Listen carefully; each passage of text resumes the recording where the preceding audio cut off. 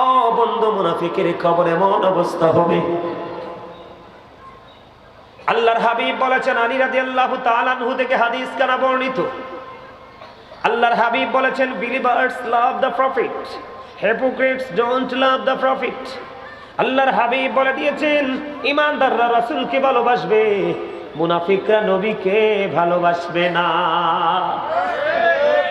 আল্লাহর কোরআন যেটাকে বলা হয় দা হোলি কোরআন, আল্লাহর কোরআন খুলে দেখলাম আল্লাহ রাব্বুল আলামিন বলতেছেন, ইন্নাল মুনাফিকিনা ফিদ দারকিল আসফালি মিনান নার।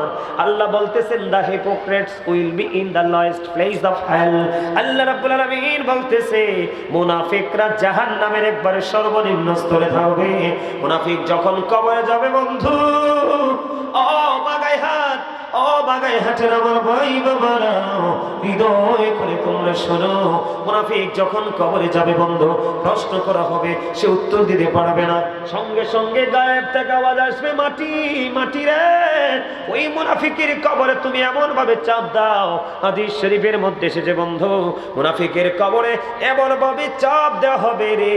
আমার দিকে তাকান, আমি এক্সাম্পল স্বরূপ বলছি, পাঁজরের একটা হাড় আর একটা হাড়ের মধ্যে ঢুকে যাবে। জোরে জোরে বলেন নাউজুবিল্লাহ।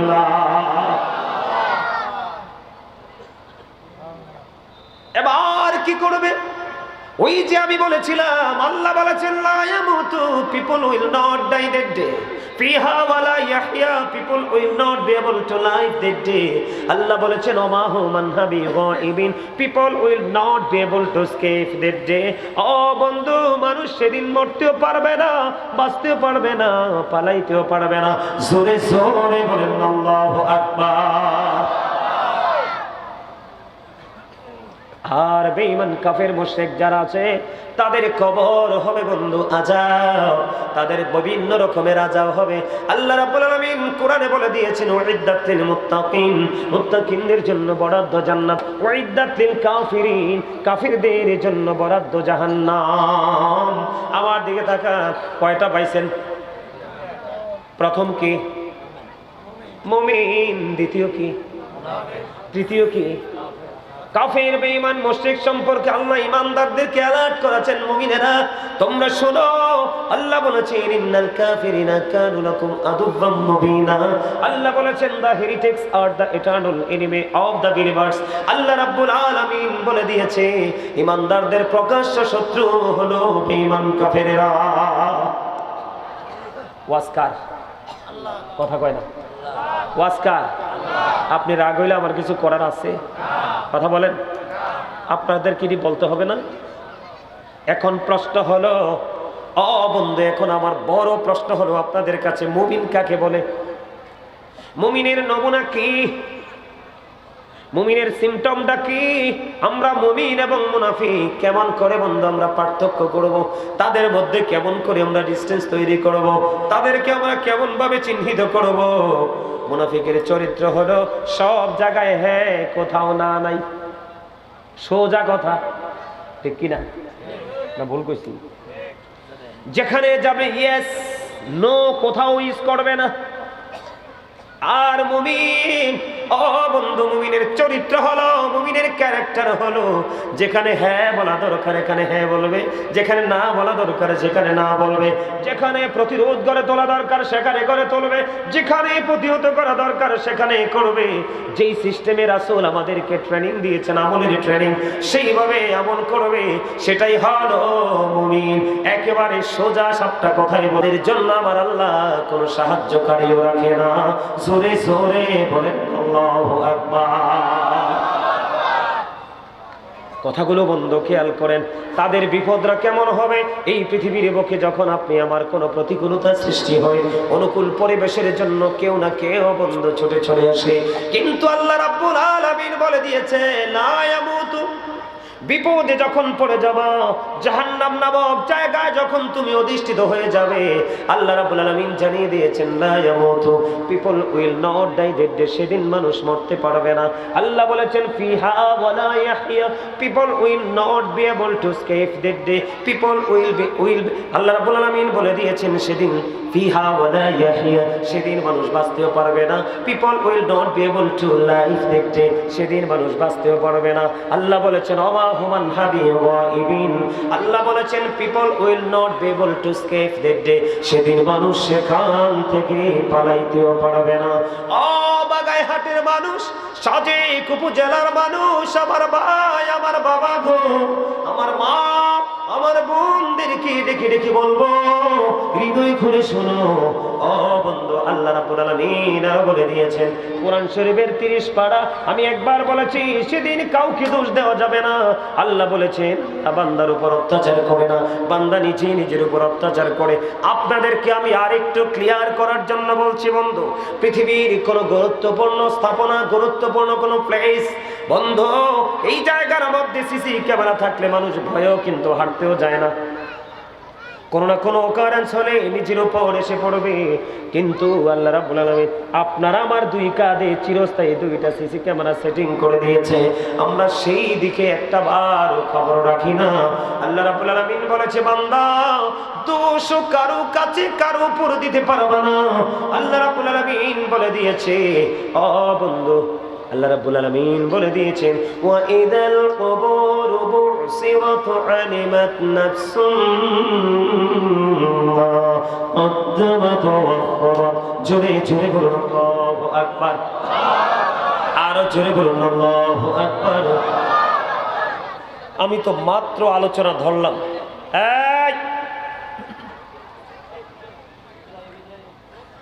কথা বলা যাবে না, খুব চালাক। আমি হাতে দেখছি, হাতে বুঝছে, বোঝার পরে ডান বাম তাকায়। মা বাবার চোখ, টিচারের চোখকে ফাঁকি দেওয়া এত সহজ? কথা বলেন, সহজ? কখনোই এত সহজ নয়, ঠিক না? ঠিক। মনে করবেন যেই ব্যক্তি শিক্ষাকে ফাঁকি দিল সে নিজেকেই ফাঁকি দিল। যেই ব্যক্তি শিক্ষাকে ফাঁকি দিল তার জীবনকে চিরদিনের জন্য ফাঁকির মধ্যে ফেলে দিল। বুঝে নিতে হবে, আর এটা এমন একটা শিক্ষা, আমি যে ট্রেনিং, আমি আপনাদেরকে যে টিচিং, যে ইনস্ট্রাকশন দিচ্ছি, এটা এমন একটা শিক্ষা আপনার প্রেজেন্ট এন্ড ফিউচারে দুটোকে ব্রাইটনেস করতে পারে। আপনার ভবিষ্যৎ, বর্তমান এবং ভবিষ্যৎ দুটোকে আলোকিত। আপনি কি মনে করেছেন কথাগুলোর ওজন কত? একমাত্র মুমিন ছাড়া, বিবেকবান মানুষ ছাড়া কেউ এগুলো অনুভব করতে পারবে না। আল্লাহ স্পষ্ট করে বলে দিয়েছে, তিনি ইনশিওর করে দিয়েছেন। আমি আপনাদেরকে স্পেসিফিক ভাবে বলতে চাই, আল্লাহ বলেছেন আল্লাহ আল্লাহর বান্দার উপর অত্যাচার করে না, বান্দা নিজে নিজের উপর অত্যাচার করে। আর যারা অত্যাচার করে আল্লাহ বলেছেন আল্লাহ তাদেরকে ভালো বাসে না। তারা দুনিয়াতে হোক আখিরাতে হোক যেই কোনো মুহূর্তে বিপদে পড়বে, আল্লাহ বলেছে তাদের জন্য আল্লাহ কোনো সাহায্যকারীও। এখন আপনি আমি মনে মনে ভাবতে পারি বন্ধু, হুজুর আমার জীবনে আমি এত অন্যায় করিনি, এত অপরাধ করিনি। যেমন এই পৃথিবীর বুকে 1 কাপ চা দিয়ে, একটা সিগারেট দিয়ে দোষ কিন্তু একজনেরটা আরেকজনের কাঁধে তুলে দেওয়া যায়। এই জন্য আল্লাহ রাব্বুল আলামিন নিজেই ওয়াজ করতেছেন কোরআন শরীফের 30 পারা সূরা ইনফিতরে। আল্লাহ বলতেছেন ওয়া ইদাল কুবুর বুসিরাত আলিমাত নাফসুম মা কদ্দামাত ওয়া আখখারাত। আল্লাহ রাব্বুল আলামিন বলতেছে বন্ধু, ও বাগাইহাটের মানুষ, আল্লাহ রাব্বুল আলামিন বলতেছে কবর যখন উপরে হয়ে যাবে, কবরটা যখন উন্মোচিত হয়ে যাবে, আল্লাহ রাব্বুল আলামিন বলেছে আপনার আমার পৃথিবীর প্রত্যেকটা মানুষের জীবনে কে কি করেছে আর কি করেনি এই সবগুলো তার সামনে প্র্যাকটিক্যালি তুলে ধরা হবে। সে দেখতে পারবে, জানতে পারবে। যাওয়ার রাস্তা আছে নি? বলেন, যাওয়ার কোনো রাস্তা আছে নি? ওই দিক দিয়ে হাদিস শরীফের দিকে নজর দিয়ে চাইয়া দেখলাম আল্লাহর হাবিব জানিয়ে দিয়েছে বন্ধু, আল্লাহর হাবিব বলে দিয়েছেন কবর রাউজাতুম মিন রিয়াদিল জান্নাতি ওয়া হুফরাতুম মিন হুফারিন নার। ওমা আল্লাহু আকবার, কন্না কিল্লি আরো যারা কন্না আল্লাহু আকবার। আল্লাহর হাবিব জানিয়ে দিয়েছে কবরটা জান্নাতের একটা বাগান হবে রে, জাহান্নামের একটা গর্ত হবে বন্ধু। আমি আপনাকে বলি এটা হলো একটা হাদিস, আর একটা হাদিসের মধ্যে এসছে, আমার দিকে তাকান, পৃথিবীর মানুষ দেখি কবরগুলো একই রকম উপর দিয়ে, কিন্তু বন্ধু মূলত কবরের রূপ হবে তিনটা। কয়টা? মূলত কবরের রূপ হবে তিনটা রে ও বন্ধু। একটা হবে মুমিনের, প্রথম যে কবরে একটা রূপ রূপান্তরিত হবে এটা হলো মুমিনের কবর। আল্লাহর হাবিব জানিয়ে দিয়েছে মুমিনের কবর দৈর্ঘ্য এবং প্রস্থে 70 গুণ চওড়া হয়ে যাবে ও বন্ধু। দৈর্ঘ্য এবং প্রস্থে 70 গুণ প্রশস্ত হয়ে যাবে। তাদের কবরটাকে নূরের আলোয় পরিপূর্ণ ভরে দেওয়া হবে। আল্লাহ কোরআনে বলেছেন ইনদা রাব্বিহিম ইউরযাকুন, আল্লাহর প্রিয় বান্দা যারা, আল্লাহ তাদের জন্য জান্নাত থেকে খাবার বরাদ্দ দিয়ে দিয়েছে। মজা লাগে ওয়াজ? কার কার কাছে? হাত তুলে দেখান তো সবাই। নারে তাকবীর, আল্লাহু আকবার, নারে রিসালাত, ইয়া রাসূলুল্লাহ, ইয়া গাউসুল মুসলিমিন, জিন্দাবাদ জিন্দাবাদ, মারহাবা। আরো জোরে কোন না? আপনাদের কাছে খারাপ লাগে? আমি অনেক দূর থেকে আসছি, আজকে সারাটা দিন আমার গাড়িতে, কিন্তু আমি আপনাদের কাছে এসে বিশেষ করে আমি সুস্থ হয়ে গেছি, মানে আমার ক্লান্তি দূর হয়ে গেছে যখন আপনাদের দুরুদের আওয়াজের ধ্বনিটা যখন আমি শুনতে পেয়েছি। অসাধারণ ছিল না? দুরুদের আওয়াজটা অত্যন্ত চমৎকার। জোরে কর না আলহামদুলিল্লাহ। আপনারা কি জানেন আমি যদি দুরুদের ফজিলত নিয়ে আলোচনা করি, আমি এখনো পর্যন্ত দেখতে পাচ্ছি কিছু কিছু লোক কানে কানে কথা বলেন। ভাই কথাগুলো একটু জমা করে রাখেন, এখান থেকে বের হয়ে ইচ্ছে মতো বলতে পারবেন, কারণ এখানে এক একটা কথা এতটাই গুরুত্বপূর্ণ, একটা যদি হারিয়ে যায় খুঁজে পাওয়া সম্ভব। এই জন্য আমি প্রায় ওয়াজে বলে থাকি স্টপ ইউর মাউথ এভরিবডি, সকলের জবানকে বন্ধ রাখবেন। You listening my lecture very attentively, আমার কথা সবাই মন দিয়ে শুনবেন। থার্ড কন্ডিশন হলো যদি ভালো না লাগে আমি বলি I say go to your seat out of sight. ওমা হাসতেও তো পারে না। এই আজকে বাস্তবতা নিয়ে একটু আলোচনা করব। আল্লাহর হাবিব বাস্তবতা নিয়ে আমাদেরকে অনেক শিক্ষা দিয়ে গেছেন। আমি আজকে আপনাদের সামনে বাস্তবতা কিছু তুলে ধরবো, তখন আপনারা আরো কিছু শিখতে পারবেন। ভালো না লাগলে বাড়ি চলে যাওয়াটা বেটার না? এতে সুন্দর পবিত্র জায়গায় বসে যদি পবিত্রভাবে কাজ না করা যায়, তাহলে আমি মনে করি যে আরামের শীত।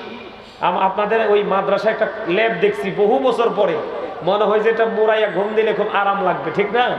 তবে হযরত আলী রাদিয়াল্লাহু তাআলা আনহু বলছে পৃথিবী থেকে ইচ্ছে মতো ঘুমাইয়া আসো, কবরে আসার পরে বুঝবা ঘুম কত প্রকার ও কি কি। কবরে আসার পরে তোমরা বুঝতে পারবা কবর কি জিনিস। মুমিনের কবর হবে কি? হাদিস শরীফের মধ্যে আসছে ফেরেশতারা আয়েশা নাকি আল্লাহর প্রিয় গোলাম, আল্লাহর রাসূলের প্রেমিককে ফেরেশতারা আল্লাহর প্রিয় বান্দা পৃথিবীতে ফিরে আসতে চাইবে। আল্লাহ ফেরেশতারা বলবে এই আপনার আর বাড়ি ফিরে যাওয়ার দরকার নেই, আমার আপনজন কান দেখো কান্দা ঠান্ডা এমনি হইব, আল্লাহ ঠান্ডা করে দিব, কিন্তু আপনার আর যাওয়ার সুযোগ নাই। আমি কি করব? আপনি নতুন বরের মতো ঘুমিয়ে যান, আপনার কবরটাতে নূরের গালিচা বিছিয়ে দেওয়া হয়েছে, জান্নাতি। জোরে জোরে কোন সুবহানাল্লাহ। এটা হাদিস শরীফ, সহিহ হাদিস। এবার বন্ধু আমি বলি সেকেন্ড টাইম যেটা বলতে হয়, ইমানদারের পরে মুনাফিক বলেছি আপনাদের যেন বুঝতে কোনো অসুবিধা না হয়। বন্ধুরে আমার, আমি যদি আপনাদেরকে এক্সাম্পল হিসাবে দেই, আপনারা নাম শুনেছেন কিনা জানি না, কুমিল্লায় একজন আল্লাহর ওলি ছিলেন ডক্টর আহমদ পেয়ারা বাগদাদি। শুনছেন কিনা? যিনি বাংলাদেশ নয় বন্ধু ইউরোপের মধ্যে, এশিয়ার মধ্যে, উপমহাদেশের মধ্যে, পৃথিবীর বিভিন্ন বড় বড় দেশে তিনি দ্বীনের দাওয়াত দিয়েছে বন্ধু। তিনি বর্ষা ইউনিভার্সিটির লেকচারার ছিলেন।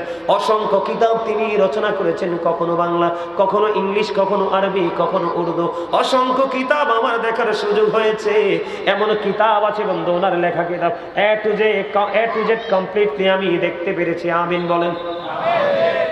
ডক্টর আহমদ পিয়ানো বাগদাদি পীর সাহেব কেবলা তিনি বলেছেন, বান্দা, আল্লাহর প্রিয় বান্দারা, তোমরা একটা জিনিস লক্ষ্য করো, আল্লাহ the first pillar is the lord of all, রব্বুল আলামিন মুহাম্মদ রাসূলুল্লাহ সাল্লাল্লাহু আলাইহি ওয়াসাল্লাম is the blessing for the world, রাহমাতাল লিল আলামিন। কেমন লাগলো বিষয়টা? খেয়াল করছেন? আল্লাহ হলেন রব্বুল আলামিন, আর আপনার আমার প্রাণের নবী হলো কি? রাহমাতাল লিল আলামিন। তিনি আরো বলেছেন, অফ অল দ্য গ্রেট, আমার দিকে তাকান, ওনার বক্তব্যটা আমি দিচ্ছি, of all the great religious personalities of all prophet, Muhammad Rasulullah sallallahu alaihi wasallam was the most successful. Subhanallah.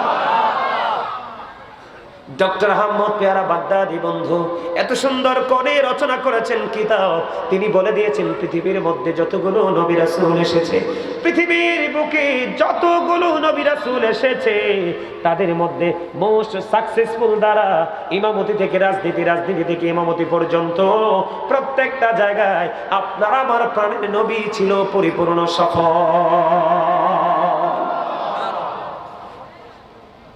খবরটা শুনে ভালো লাগছে না আপনাদের কাছে? কথা বলেন না? আমি তো এগুলো বলতেই থাকি, তারপরে মনে হয় যে আরো বলি, কারণ রাসূল ছাড়া কোনো উপায়, রাসূলের আদর্শ ছাড়া আপনার জীবনকে বদলাবারও কোনো ট্রেনিং, কোনো রাস্তা আছে? আমি বলি, সম্মানিত উপস্থিতি, আমেরিকার গবেষক মাইকেল এইচ হার্ট তিনি একটা বক্তব্য দিয়েছেন, the 100 ranking of the most influential person in the history. 100 জন প্রভাবশালীর তালিকা তিনি করেছেন। ইনফ্লুয়েন্সিয়াল দ্বারা আপনার আমার নবীকে তিনি শ্রেষ্ঠ বলে ঘোষণা দিয়েছেন। জোরে বলেন আল্লাহু আকবার। আরো জোরে বলেন আল্লাহু আকবার। আরো জোরে বলেন আল্লাহু আকবার। শুভবে যেতে হবে কবরে, হিসাব নিকাশ দিতে হবে হাসরে। আল্লাহুম্মা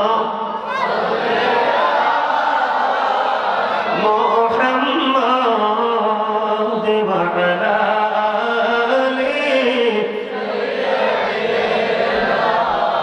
মুহাম্মাদ ওয়া আলা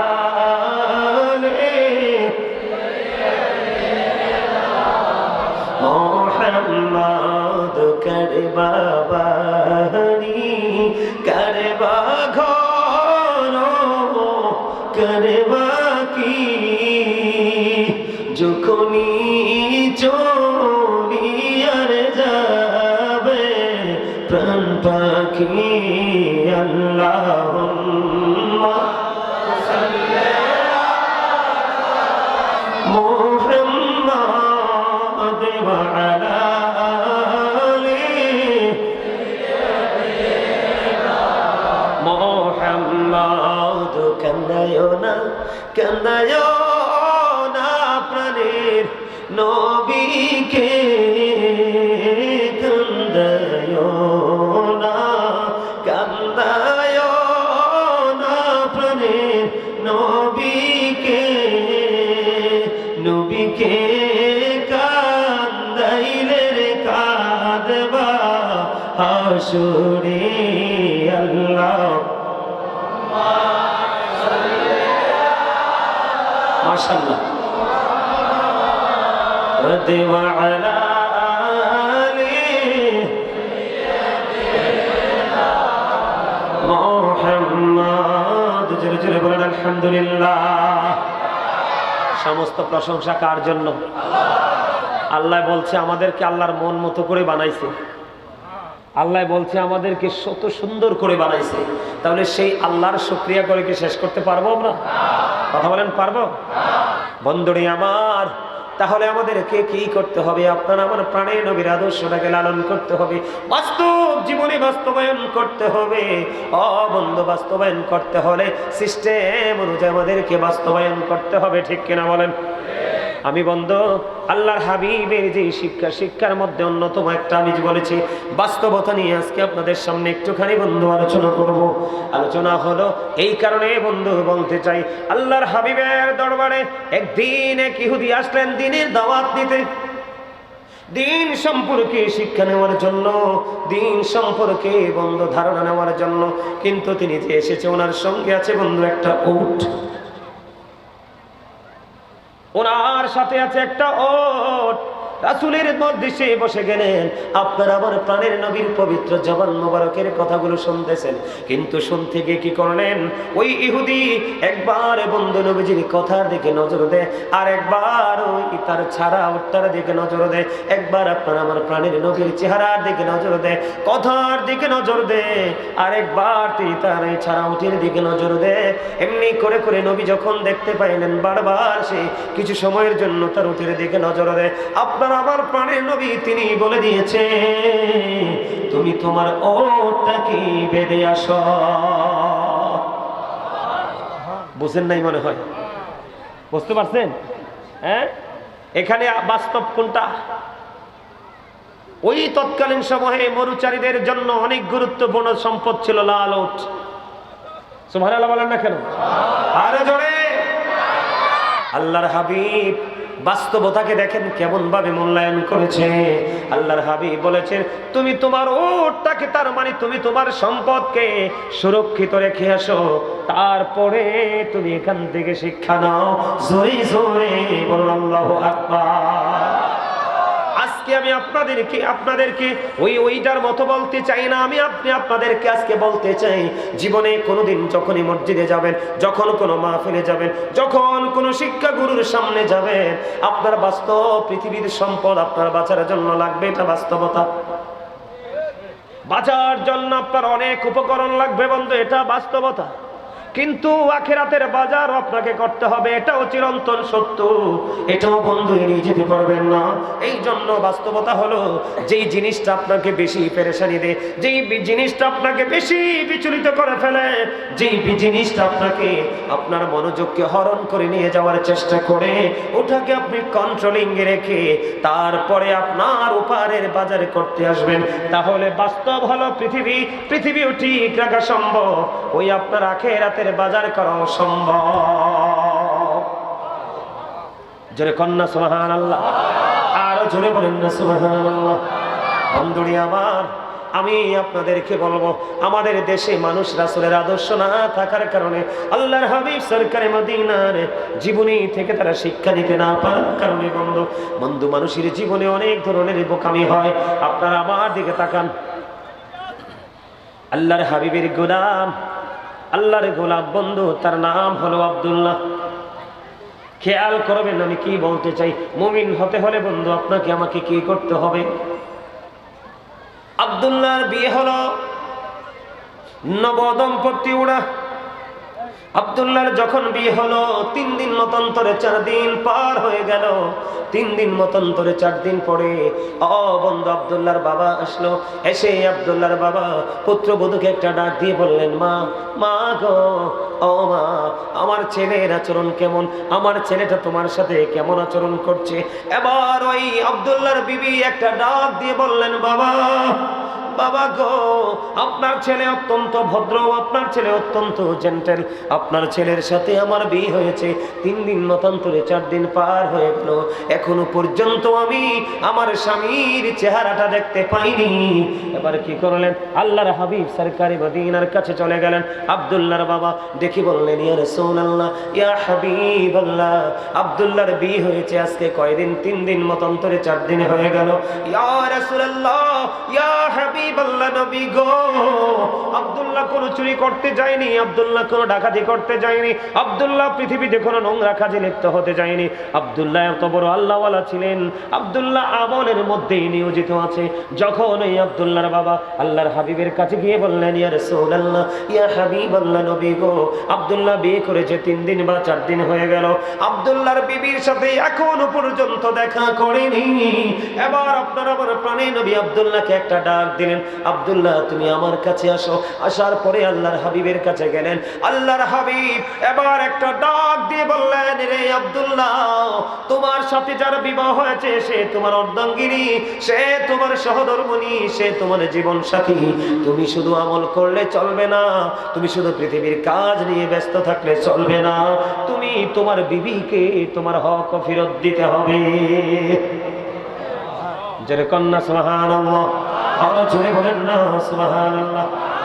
আমাদের সমাজের মধ্যে বন্ধু, যেই ব্যক্তি 5 ওয়াক্ত নামাজ পড়ে কিন্তু বিবিকে কষ্ট দেয়, সে কখনো মুমিন হতে পারে? কথা বলে না কেন? আরো জোরে বলেন, কখনো মুমিন হতে পারে?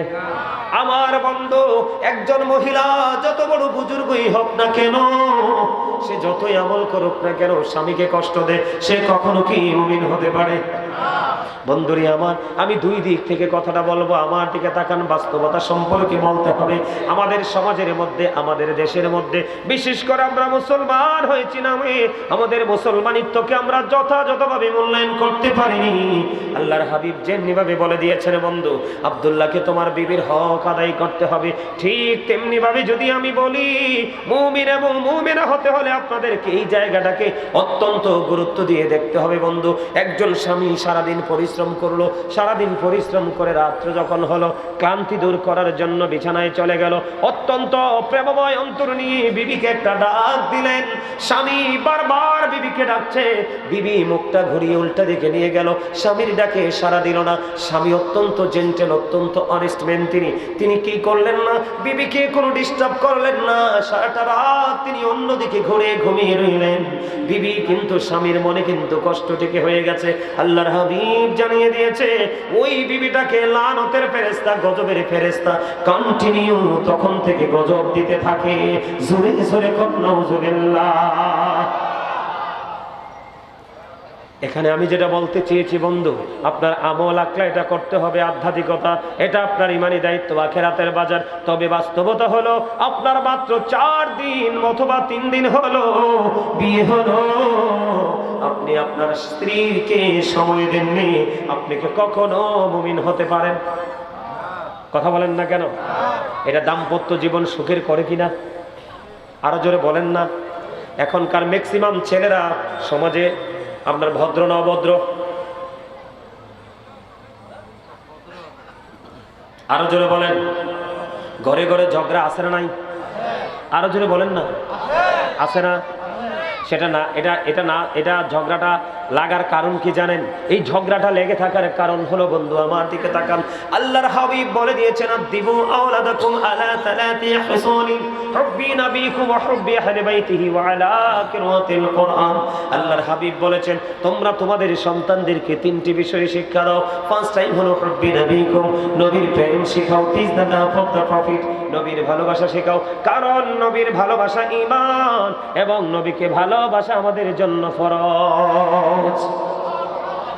সেকেন্ড টাইম হলো অহুব্বি আহলি বাইতিহি, টিচ ফ্যামিলি লাভ।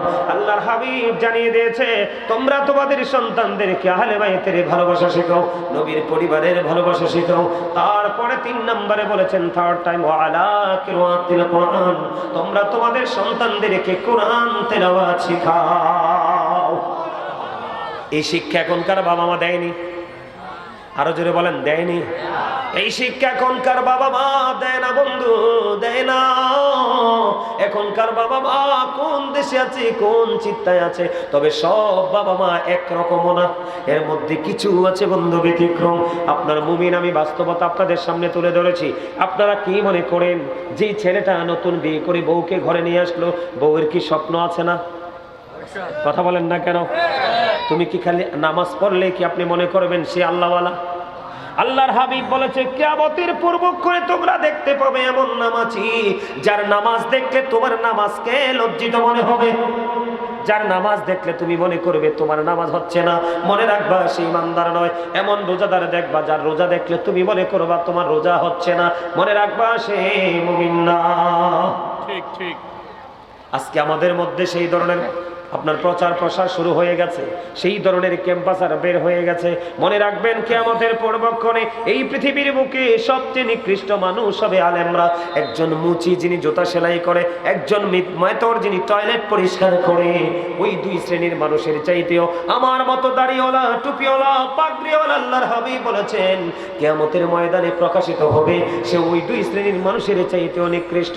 তার মধ্যে সঠিক জ্ঞানের পরিধি থাকবে না, সঠিক শিক্ষা থাকবে না, কোরআন হাদিসের আলো থাকবে না, সেই শুধু দাড়ি টুপি পাগড়ি জুব্বায় মিষ্টি মিষ্টি কথায় বড় আলোচক হয়ে যাবে বন্ধু, বড় বক্তা হয়ে যাবে বন্ধু, বড় ইমাম সাহেব হয়ে যাবে, ছোট্ট সমাধান সে দিতে পারবে না।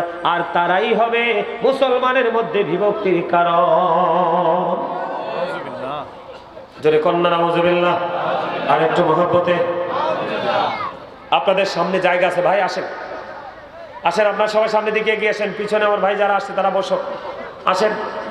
আরে ভাই কিছু সময়ের জন্য জান্নাতের বাগানটা, কিছু সময়ের জন্য, এমনও হতে পারে এই মাহফিল আপনার আমার জন্য নাজাতের ওসিলা হতে পারে। পারে কি পারে না? আরে জোরে বলেন, পারে কি পারে না? আরো জোরে আসেন না, সবাই সামনে আসেন, জিকির করতে করতে আসেন। নাকি গজল গাইবো? জি, আমার গজল গাইবেন? শুনবেন সবাই? কে কে রাজি গজল গাইতে? জিকির ফরমু? আচ্ছা জিকির ফরমু। আপনি একজনের জিকিরের পক্ষে আর বাকি সবে কিন্তু গজলের পক্ষে। গজলও জিকিরে, গজলও কি জিকিরে, রাসূলের শরণ, এটা সরে সরে বলা হয়। থাক, আপনার জিকিরটাও করব। গজল শুনতে সবাই রাজি? সবাই